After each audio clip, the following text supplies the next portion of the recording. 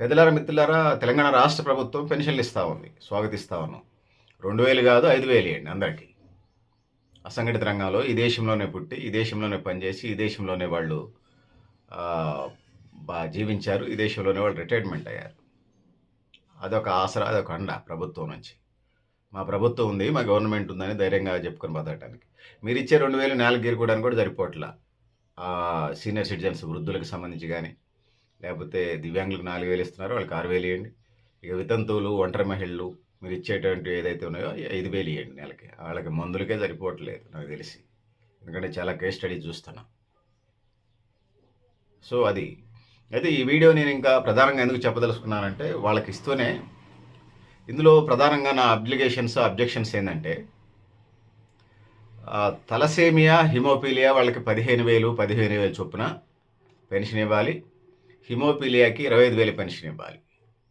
ఇది వీడి డిమాండ్. వీళ్ళ దేశపై 2,000 పెన్షన్లు కలిపేశారు.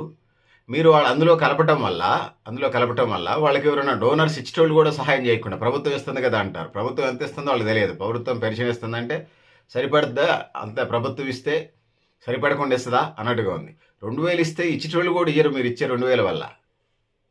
వాళ్ళకి ఒక్కొక్కళ్ళకి బ్లడ్ ఎక్కించుకోవాలి. ఒకరోజు బ్లడ్ దొరకకపోతే వాళ్ళు ఉన్నటువంటి గ్రామం నుంచి బ్లడ్ బ్యాంకులు చుట్టూ తిరగాలి. ఆటో ఛార్జీలు, ఆ ఛార్జీలు, ఈ ఛార్జీలు ఉంటుంటాయి.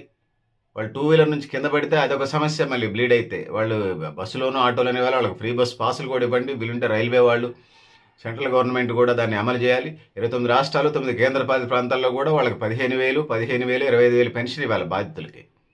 బస్ పాసు అండ్ ట్రైన్ పాసులు కూడా ఇవ్వండి. దివ్యాంగులకి ఇచ్చినట్టుగా ఇస్తున్నారు కదా, వీళ్ళకి ఇంకా అసలు ఫ్రీ బస్ పాస్ ఇవ్వండి వాళ్ళకి సంబంధించి.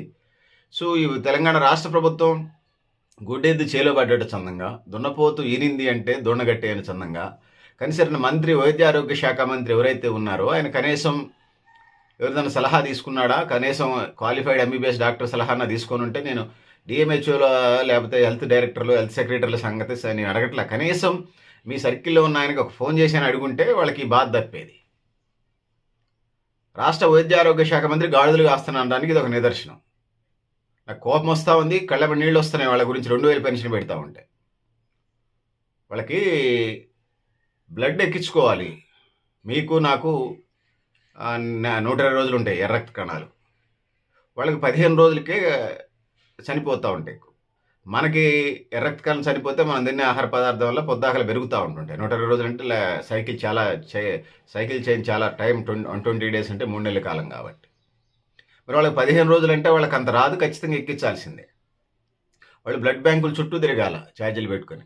ఆ పేషెంట్ అక్కడ వచ్చి కళ్ళు తిరిగి పడిపోతే, శ్రోధ పడిపోతే, కోమలపోతే ఇబ్బంది కంటే ఇంకొక మనిషి, ఆ కుటుంబ సభ్యుడు, వాళ్ళ అన్నో తమ్ముడో యాక్టివ్గా ఆరోగ్యంగా ఉన్నట్టుంటారు. వాళ్ళ అన్నో తమ్ముడో, వాళ్ళ అమ్మో, వాళ్ళ నాన్నో, వాళ్ళ పేరెంట్స్, వాళ్ళ బంధువులు, వాళ్ళ ఎవరో ఒకళ్ళని ఇచ్చి పంపించాలి. ఇద్దరు పనిచేయడి రావాలి.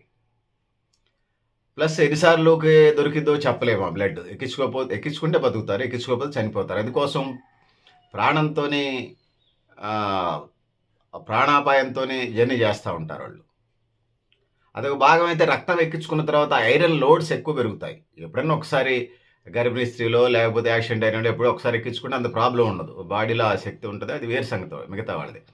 1, 2, 3 ప్యాకెట్లు ఎక్కిస్తూ ఉంటుంటారు హాస్పిటల్లోనూ, అడ్మిట్ అయినప్పుడు, లేకపోతే రక్తం తక్కువ ఉన్నప్పుడు, యాక్సిడెంట్ అయినప్పుడు, డెలివరీ కేసులోనూ ఎక్కిస్తూ ఉంటారు. అది ప్రాబ్లం కాదు. వీళ్ళకి సంబంధించి అదే పనిగా రక్తం ఎక్కించుకునే కార్యక్రమం ఉంటుందంటే ఐరన్ లోడ్ పెరుగుతుంది. బాడీలో ఐరన్ లెవెల్స్ పెరుగుతూ ఉంటాయి. సో ఐరన్ లెవెల్స్ పెరిగితే ఇంక ఇతర సమస్యలు వస్తాయి. అందుకోసం ఐరన్ లెవెల్స్ తగ్గించడం కోసం ఇతర ఆరోగ్యానికి సంబంధించినటువంటి మెడిసిన్స్ అవుతాయి. అది 10 నుంచి 20,000 అవుతూ ఉన్నాయి.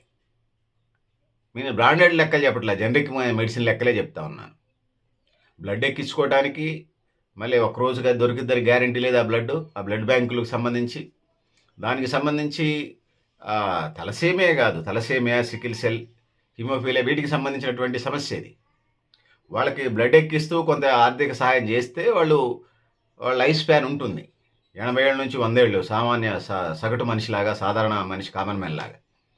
అవి లేకుండా ఇబ్బంది అవుతుంది. అందుకోసం ఒకవైపు ఏమో రక్తం ఎక్కించుకోవడానికి రానిపోని ఛార్జీలు ఇద్దరికి మనుషులకి సంబంధించి, వాళ్ళు అన్నం కట్టుకోవచ్చు ప్రాబ్లం లేదు, లేకపోతే దారిలో తింటే ట్రిప్కి ఒక రోజుకి ఒక 1000 రూపాయలు వేసిపోతాయి. మీరు 2,000 పెన్షన్లో పెట్టేశారు. ఒక రోజుకి అయిపోతే సంతోషం, ఒక రోజుకి అయిపోయిన సందర్భాలు లేవు నాకు తెలిసి. నేను చాలా కేస్ స్టడీ చాలా కాలంగా న్యూ లెక్చర్స్ వచ్చిన సంస్థగా చూస్తున్నాను. దాంతో పాటుగా బ్లడ్ నెలకు 2 సార్లు ఎక్కించుకోవాలి. 17 రోజుల లోపే వాళ్ళకి ఎక్కించుకోవాలి.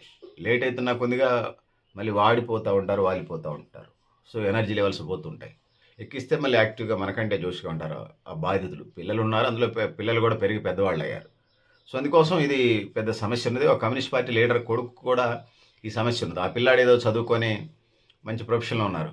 వాళ్ళు కూడా అడ్వకేటు, చార్టెడ్ అకౌంటెంట్ అయ్యారు కాబట్టి వాళ్ళకి ప్రాబ్లమ్ లేకపోవచ్చు ఆర్థికంగా. మిగతా వాళ్ళ పరిస్థితి ఏంది? రెక్కాడితే డొక్కాడని కుటుంబాలు. అసలు ఇవన్నీ రాకుండా టెస్టులు చేయాల్సినటువంటి వ్యవస్థ మన భారతదేశంలో కానీ, తెలంగాణ రాష్ట్రంలో ఉందా? గర్భిణీ స్త్రీలకి పుట్టబోయే బిడ్డకు సంబంధించి దివ్యాంగులు, వికలాంగులు, తలసేమియా, హిమోఫిలియా లేకపోతే సికిల్ సెల్ బాధితులుగా పుడుతున్నటువంటి అలాంటి టెస్టులు ఉందా అసలు? జిల్లా కేంద్రాల సంగతి దేవుడెరుగు. స్టేట్ లెవెల్‌లో, నేషనల్ లెవెల్‌లోనే ఉన్నాయా? కడుపులో ఉన్న బిడ్డ సికిల్ సెల్, ఎనీమియా లేకపోతే ఇట్లా బాధిత కుటుంబాలకు సంబంధించి టెస్టులు చేయించి వాళ్ళు లక్షలు పెట్టి టెస్టులు చేయించుకోలేక ఆ ఇబ్బందులు పడుతున్న పరిస్థితి నేను చూస్తూ ఉన్నాను. సో, మీరేమో ఇక వాళ్ళు బానిసత్వంలో మగ్గుతారు కదా! అట్లా బానిసత్వంలోకి నెట్టివేస్తున్నారు వాళ్ళని.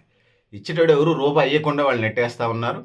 బ్లడ్ ఎక్కించుకోవడానికి రానుబోను ఖర్చులే ఇద్దరు మనుషులు. ఒక మనిషి ఆ బాధితుడు, ఆ పేషెంట్ వస్తాడు. ఆ బాధితుడు, పేషెంట్ అనటం నాకు ఇబ్బందిగా ఉంది. సికిల్ సెల్, హిమోఫిలియా అదేవిధంగా తలసేమియాకి సంబంధించినటువంటి తలసేమియా, సికిల్ సెల్, హిమోఫిలియా. తలసేమియాకి అదేవిధంగా సికిల్ సెల్‌కి 15,000, హిమోఫిలియాకి 25,000 ఇవ్వాలి పెన్షను.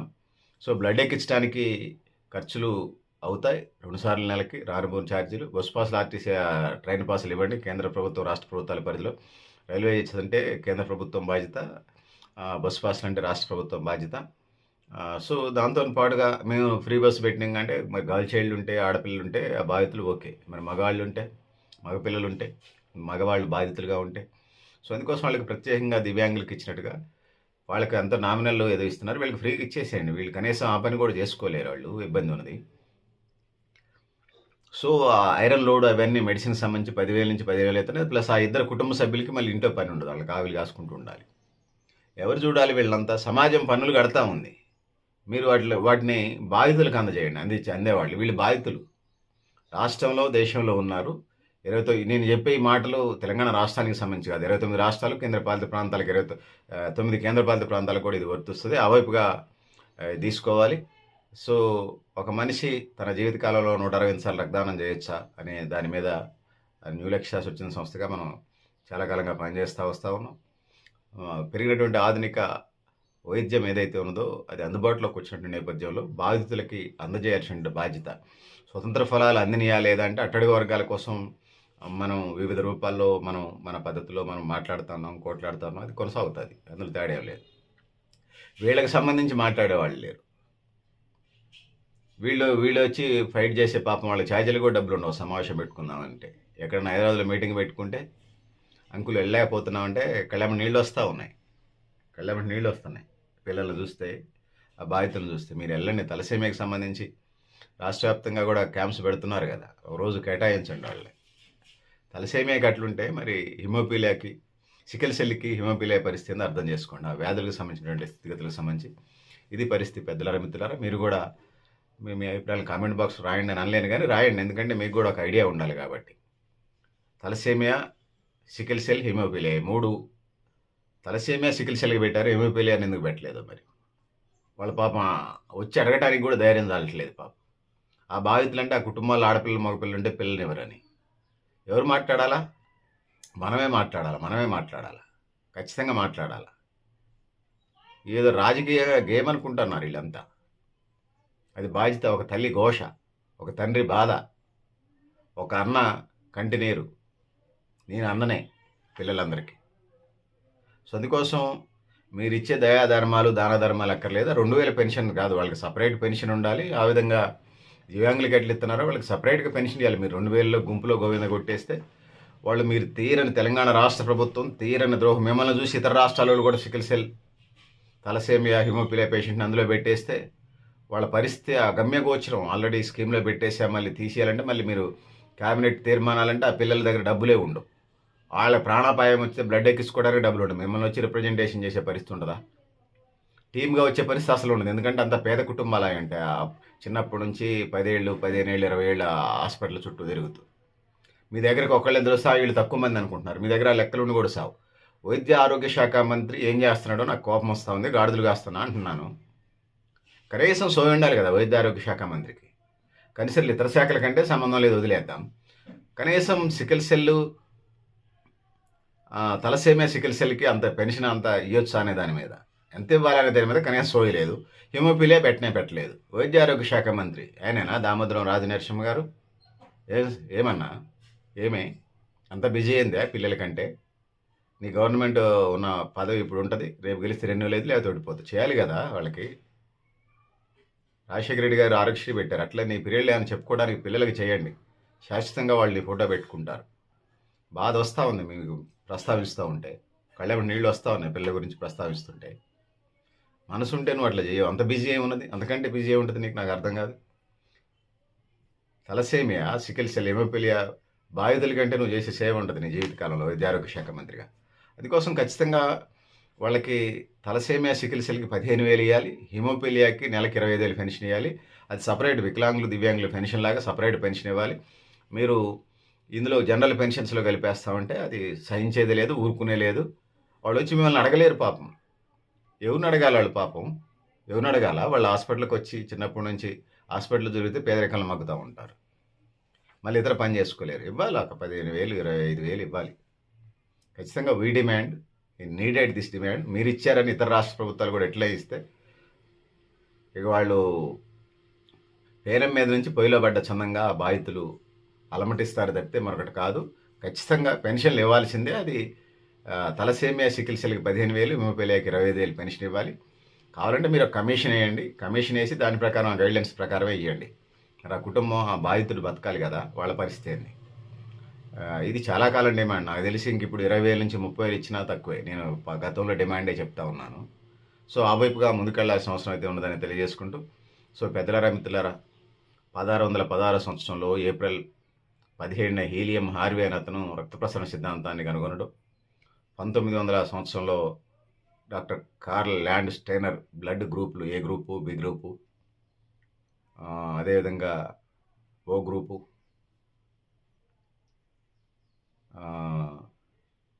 కే గ్రూపు, ఇట్లా గ్రూపులు ఉంటాయని చెప్పేసి ఇది చేశాడు.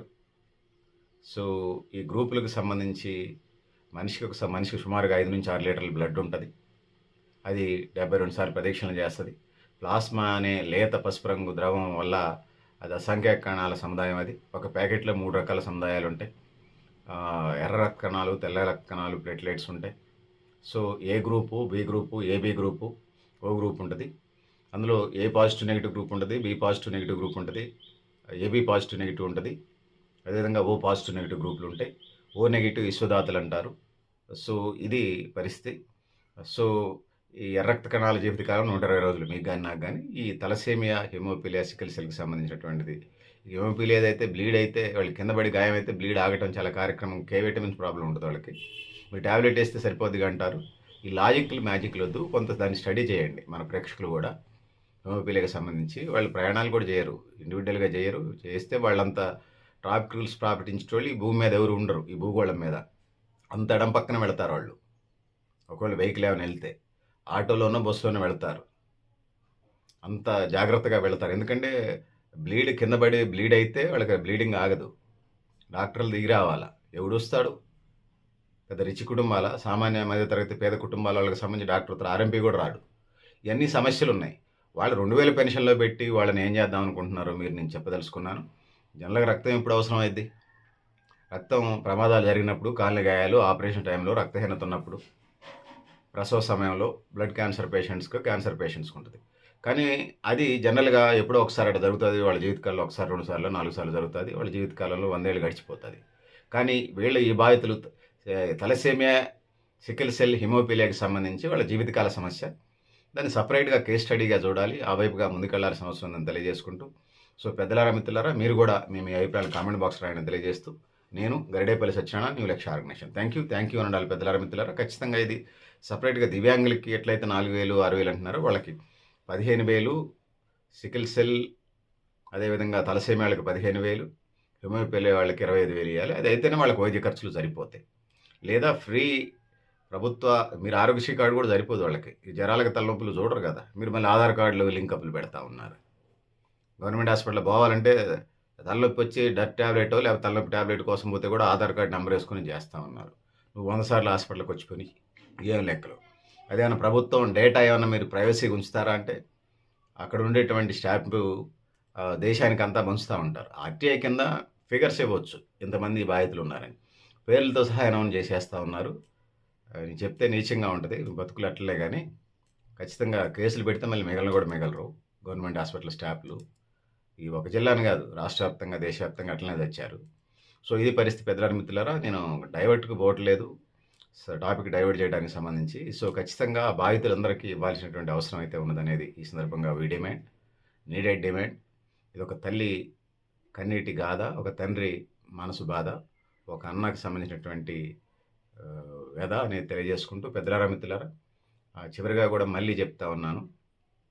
తలసేమియా, సికిల్ సెల్‌కి 15,000 పెన్షను, హిమోఫీలియాకి 25,000 పెన్షన్ ఇవ్వాలని చెప్పేసి డిమాండ్ చేస్తూ, దాన్ని జనరల్ పెన్షన్‌లో మేము 2026 ఆగస్టు 15 క్రితం జనరల్ పెన్షన్‌లో కలిపితే వాళ్ళకి మీరు తీరం ద్రోహం చేసినట్టు తెలియజేసుకుంటూ, సో పెద్దలారా మిత్రులారా మీరు కూడా మీ అభిప్రాయాన్ని కామెంట్ బాక్స్‌లో రాయండి.